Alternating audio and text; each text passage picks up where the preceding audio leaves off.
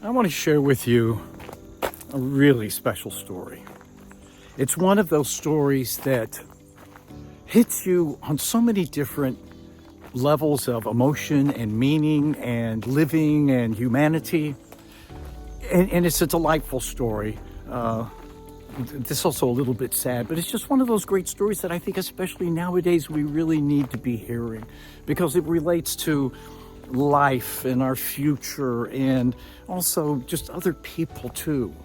Anyway, it's a great story, and I hope that after you watch it, you'll leave some comments in the comments section to share with us your reaction, what moved you, what your takeaway was, and how you may have picked up a few things that you want to apply to your own life. Helping you find your new way forward to the best years of your life. This is a New Way Forward podcast with your host, Paul Long. So here now, the story. And it's basically written in the first person of a cab driver.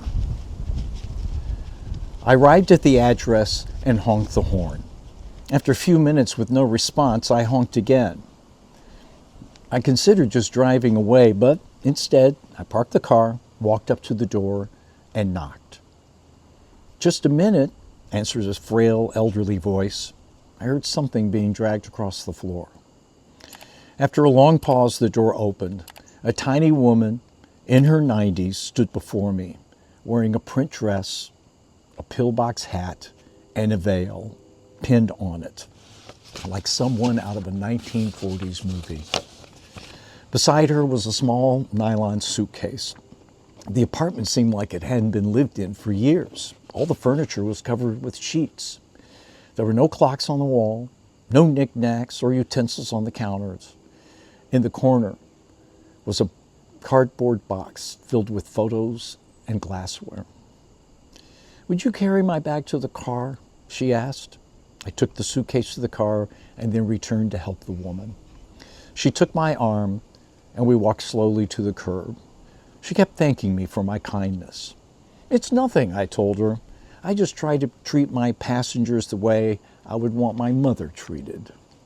"Oh, you're such a good person," she said. When we got to the car, she gave me an address and then asked, "Could we drive through downtown?" "Well, it's not the shortest way," I quickly replied. "Oh, I don't mind," she said. "I'm in no hurry. I'm on my way to hospice." I looked in the rearview mirror. Her eyes were glistening. "I don't have any family left," she continued. "The doctor says I don't have very long to live." I quietly reached over and shut off the meter. "What route would you like me to take?" I asked. For the next 2 hours, we drove through the city. She showed me the building where she had once worked as an elevator operator. We drove through the neighborhood where she and her husband had lived as newlyweds. She had me stop in front of a furniture warehouse that had once been a ballroom where she had danced as a young girl. Sometimes she'd ask me to slow down in front of a particular building or on a corner, and she would sit staring into the darkness, saying nothing. At the first hint of sun creased the horizon, she suddenly said, "I'm tired. Let's go now." We drove in silence to the address she had given me. It was a low building, like a small convalescent home, with a driveway that passed under a portico. 2 orderlies came out to the cab as soon as we pulled up. They were solicitous and intent, watching her every move. They must have been expecting her. I opened up the trunk, took out the small suitcase to the door. The woman was already seated in a wheelchair. "How much do I owe you?" she asked, reaching into her purse.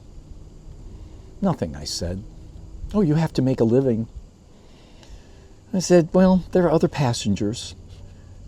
And then, almost without thinking, I bent and gave her a hug. She held on to me tightly. You gave an old woman a little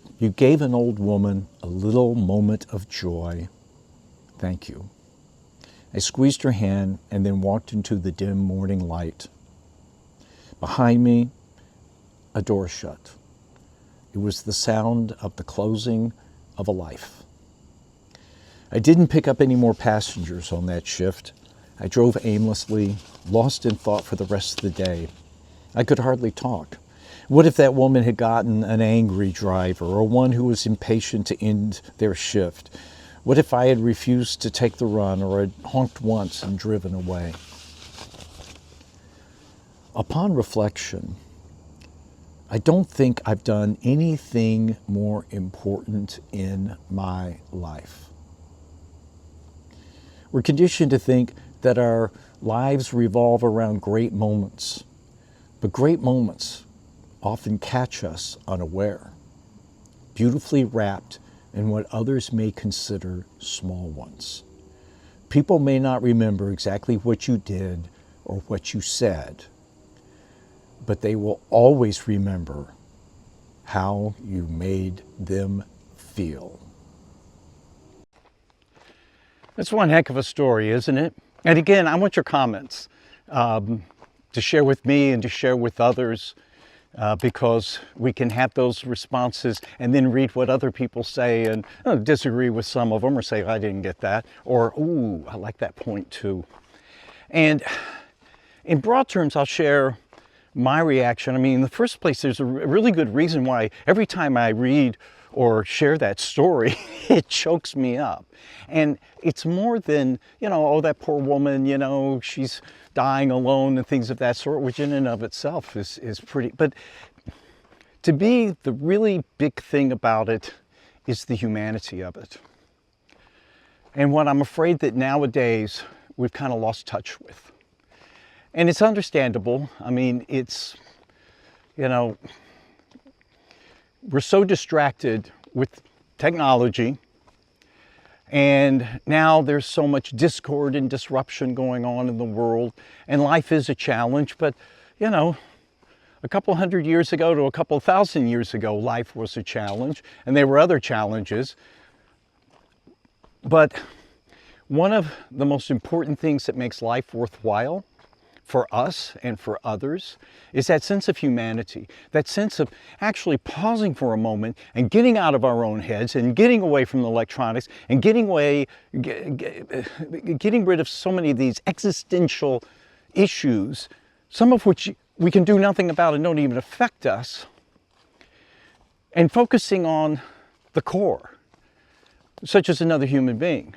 I noticed when years ago, coming out of a crisis, one of the most transformative things for me was learning the power of gratitude. Not just being grateful.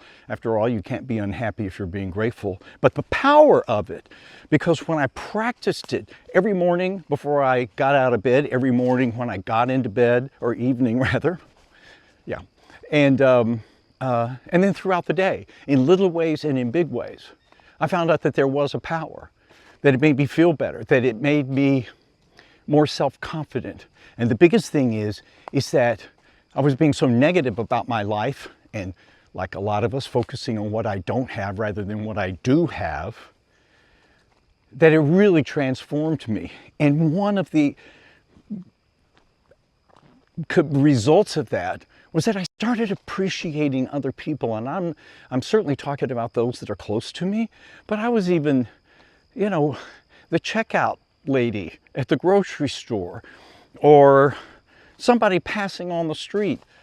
And you also start realizing everybody's got their story.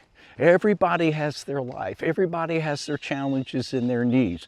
And sometimes just a kind word or acknowledgement can make the difference in people. I could go on and on. I think you know where I'm going with this.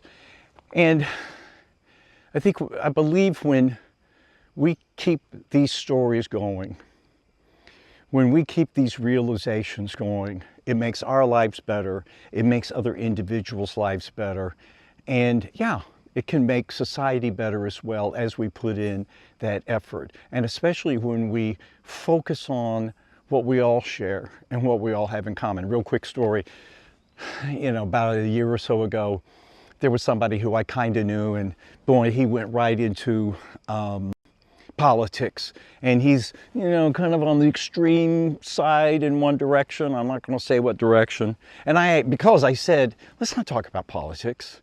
Oh, why? Because you're that way? And I said, no, you have no idea what my beliefs are. But even if we agree, we're going to get all upset. Let's talk about other stuff. Let's talk about what we do have in common. And he's like, okay.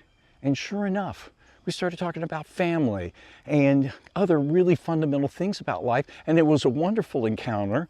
And he's like, yeah, you're right. We do have a lot more in common. And that was a great conversation. But I still don't know what side you're on. And I'm like, yeah, and you're never going to, because that's not important. So be sure to share the story. Be sure to share your thoughts in a comment, and maybe take up the banner and help us move forward in a better direction as a whole. Learn more ways to enhance your life and discover a new way forward that's perfect for you by watching these videos or any others on my channel. Oh, and be sure to subscribe.